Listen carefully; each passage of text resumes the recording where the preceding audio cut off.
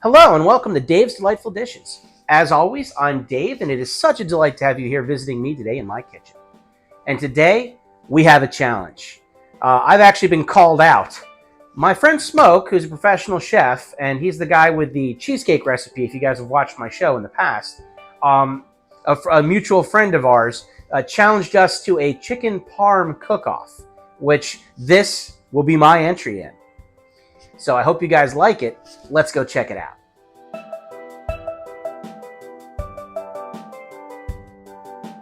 So, chicken parm is like a classic and staple recipe for the Italian Americans, and I love breaded fried chicken, and I like marinara. I got up at 6 o'clock this morning to make the marinara sauce, and I'll link the short that I did for that with the step-by-step at the end down in the description below.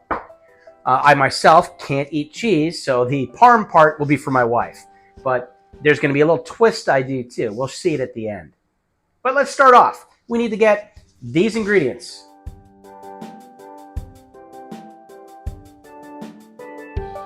And the first thing we got to do is we got to get our chicken flattened out.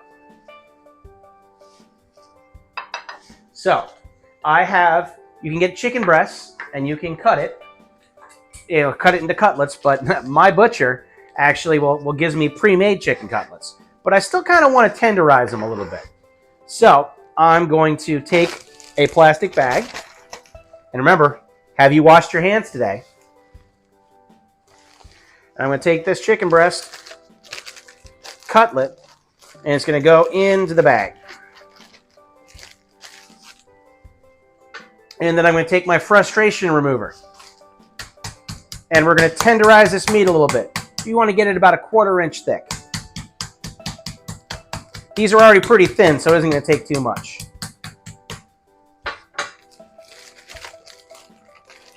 And then this goes off to the plate. And I'm going to get all these done. And then we will move on to breading. Okay, so breading the chicken is kind of a 3-step process. You have to dredge it in flour. Then you have beaten eggs, which you put it in for the wet, and then you drop that into breadcrumbs. So first off, let's get the breadcrumbs together. So I have breadcrumbs. I used Italian, but you could use plain or whatever. And to which I'm adding an eyeball's worth. It's about a 1/2 cup's worth of shredded Parmesan. I have fresh Parmesan in the house, so I just shred it up. And garlic powder. The amounts will be in the description. Italian seasoning, which is thyme, rosemary, oregano, and basil. And it's, there's already some in it because of the Italian breadcrumbs, but I like adding more. And then a 1/2 teaspoon each of salt and cracked pepper. And then I like having, and this is a me thing, it's not normally in the recipe, but I like giving a little bit extra spice to it. So I'm putting in some paprika. And we have to mix that all together.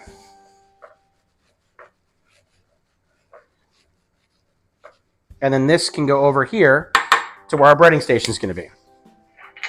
So now let's talk about putting the flour on the chicken. You can put the flour in a bowl and dredge. But I got this plastic bag that I was using to flatten the chicken. So I'm going to put these chicken breasts in. And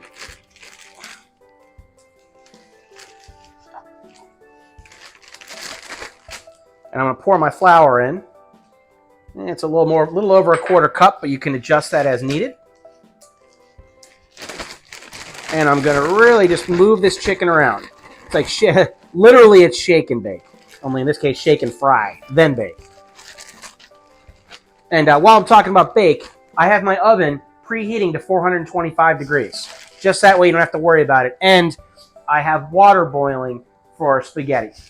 Now, if you're making a sandwich, well, that's the secret. We are making a sandwich. You can skip the spaghetti and just go right to the bread.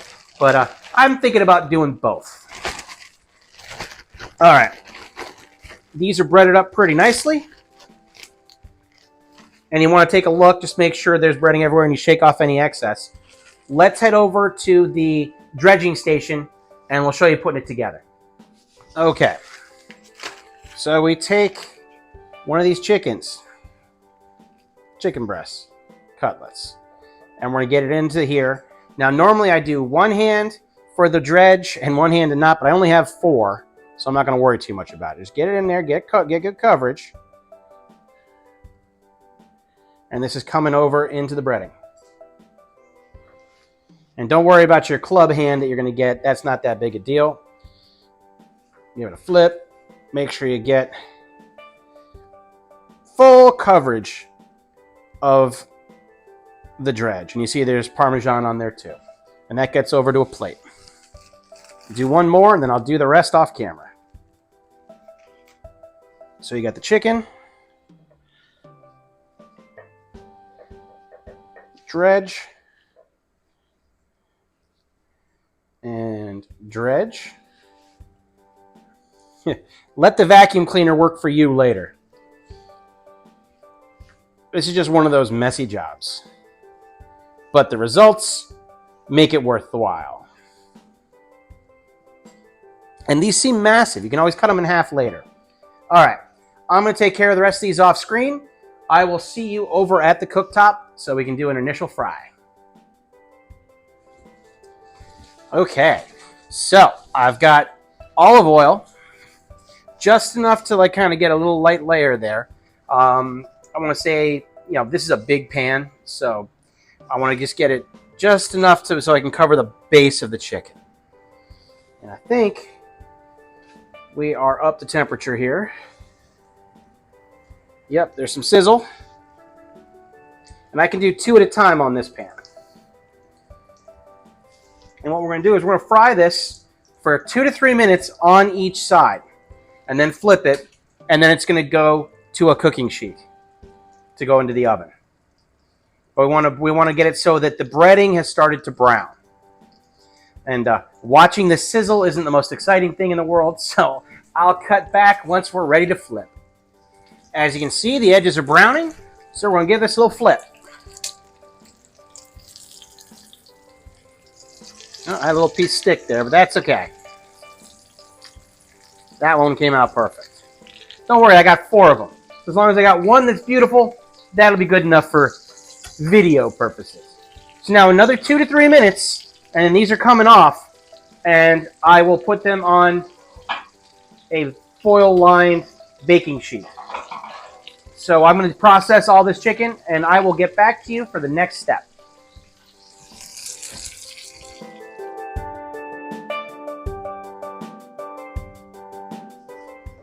Okay, you can see how nice these look. So what we got to do is now I've got some sliced mozzarella, some nice fresh sliced mozzarella. A little harder to do this on screen, but I'm going to lay out this, and you could slice your own, but this came at the store. They had the pre-sliced, and that was my choice, so that's what I'm getting. I'm going to lay these pre-sliced pieces out. You're going to notice I'm going to leave that one for myself that will not have cheese on it.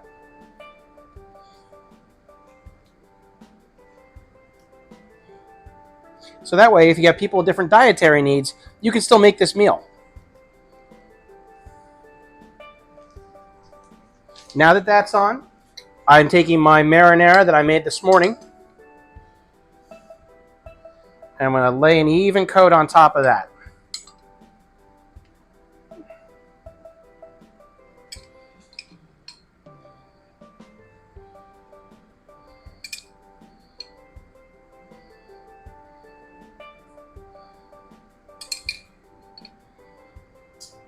And once this is laid out, I like a nice thick coat. You know, why did I make all this sauce if we're not going to use it?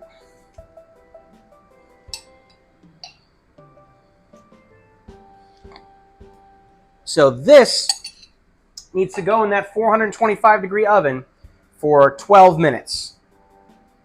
And while that's going, I'm going to get my pasta going because it's al dente in 11 minutes. So I'll have them, they go at about the same time. Okay, so while we're here waiting for everything to cook, here's this half a loaf. I've got the whole loaf, but here's half of it of Italian bread. I'm going to start coring out the middle of that. And don't waste your bread unless you got ducks you want to feed.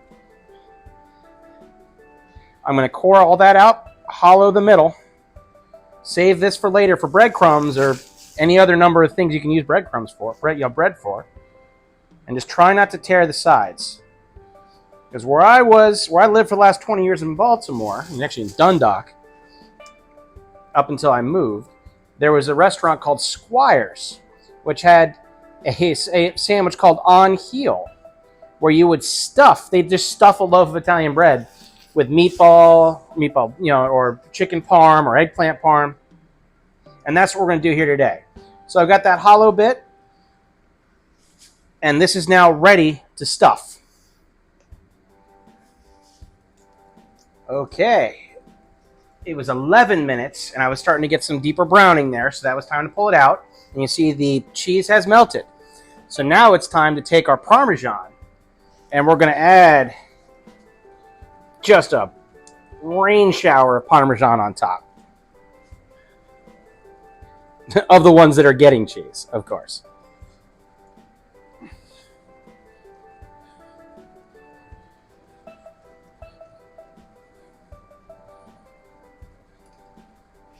Okay, so these guys are now going to go under the broiler. You got to flip your oven up to broil.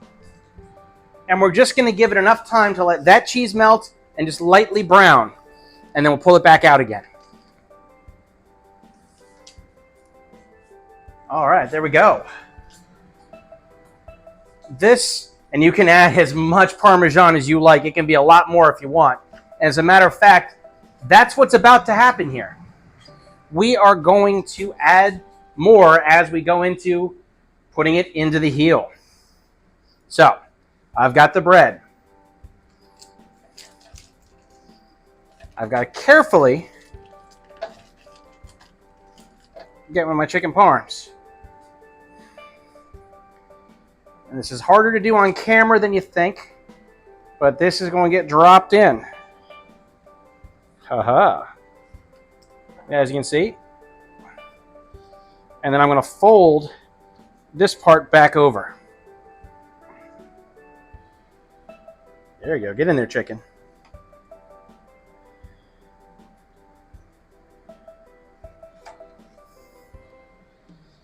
And then down here in this part, I'm going to add some extra sauce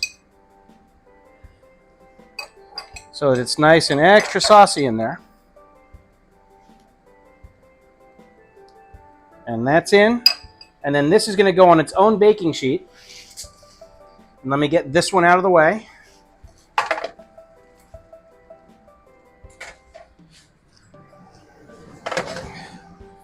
And you can shove as much chicken in you as you want in there, depending on how big your loaf is. This one wasn't super wide, so really that one large chicken is going to be good enough for this half. And now I'm going to take some garlic butter. I'm going to brush the top of this loaf.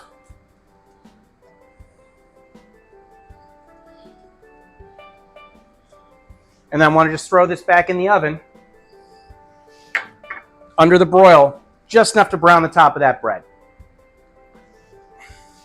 Okay, so it's out of the oven and looking great. And I took one of the other parms and put it on top of the spaghetti that I made off camera. Now, if you're making spaghetti yourself, look at what your package says for making it al dente. This was 11 minutes. And then I took some of my extra marinara, and then I snowstormed even more Parmesan cheese on this. So that way my wife will be extra happy.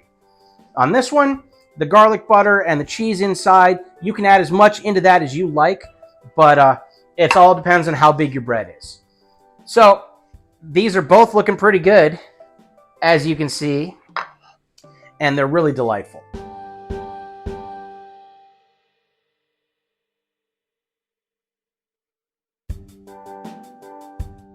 And there's something you can make at home. Now, Smoke, I'm sure yours are going to look really great too, because well, I know I've seen your cooking, and I know you're good at it. But I don't think there's anything to be ashamed of with mine, and I hope everybody enjoys the results. For the ingredients will be in the description below, as will be my Facebook page. I would love you to hit like and subscribe so you can see more of my stuff, and give me challenges. Let me know what I'm having for dinner tomorrow. So, check out my Spreadshirt app, which is on my Facebook page or my Instagram for pictures and other things that are going on. And enjoy this meal and let me know what to do next. And I will see you at the next recipe.